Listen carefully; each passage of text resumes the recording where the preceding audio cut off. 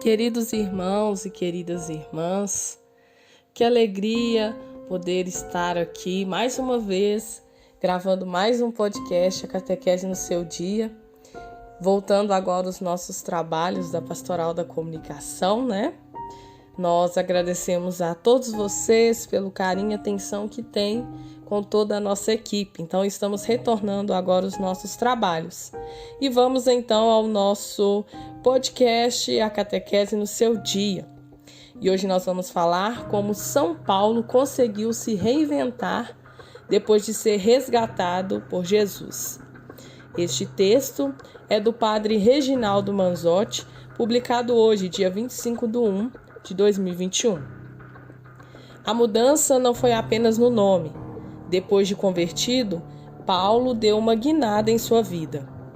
No dia 25 de janeiro, a igreja celebra a conversão de São Paulo, este grande apóstolo que pregou a boa nova de Jesus Cristo aos não-judeus, autor de diversas cartas que compõem a Sagrada Escritura.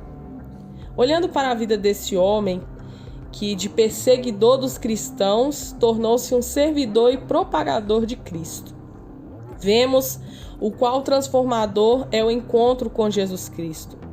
Paulo foi resgatado por Jesus e soube se reinventar com base nesse encontro, que comprova ser possível deixar tudo para trás e se tornar uma pessoa nova, renovada em Cristo. Saulo só respirava ameaças e morte contra os discípulos do Senhor.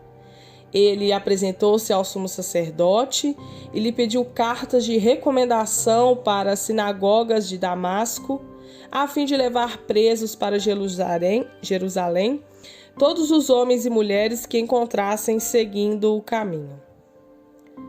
Durante a viagem, quando já estava perto de Damasco, Saulo se viu repentinamente cercado por uma luz que vinha do céu. Caiu por terra e ouviu uma voz que lhe dizia: Saulo, Saulo, por que você me persegue?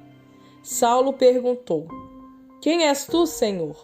A voz respondeu: Eu sou Jesus, a quem você está perseguindo. Agora, levante-se, entre na cidade, e aí dirão o que você deve fazer.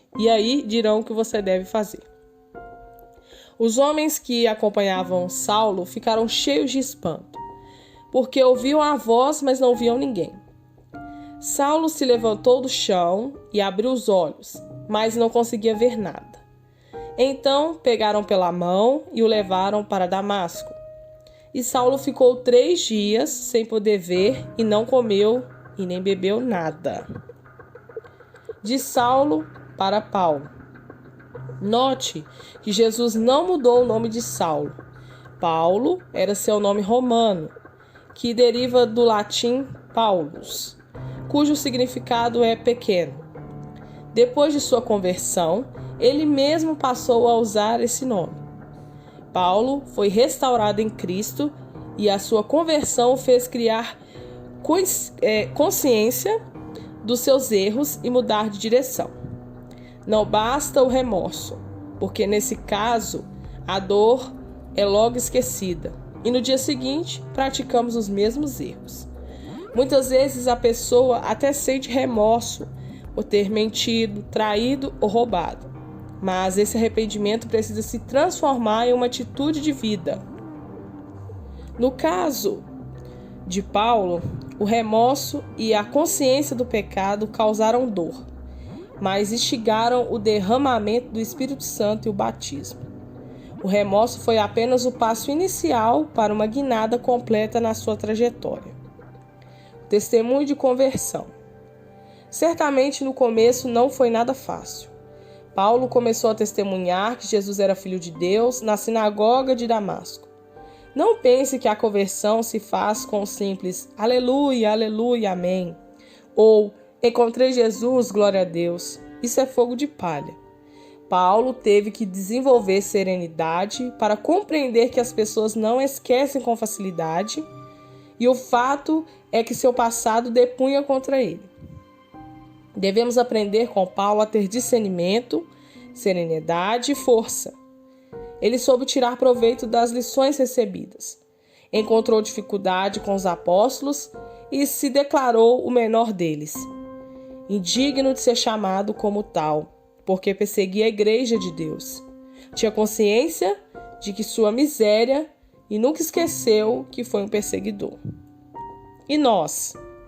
A memória do erro permaneceu em Paulo, mas não impediu de se tornar tudo para todos, a fim de salvar alguns a qualquer custo. E assim devemos fazer também nós, que o nosso erro não nos impeça de sempre recomeçar. Se Paulo conseguiu com Jesus, nós também conseguimos. Finalizo essa mensagem pedindo pela cidade de São Paulo, que no dia 25, hoje, celebra mais um ano. Que a luz do Espírito Santo ilumine os governantes e todos os habitantes, para que possam a cada dia construir uma cidade mais cristã. Queridos irmãos e irmãs, que linda essa história de São Paulo, não é mesmo? Se vocês tiverem a oportunidade, assista o filme sobre a vida de São Paulo. É muito interessante, vai acrescentar muito na sua vida. Deixo aqui o meu grande abraço e até o nosso próximo encontro.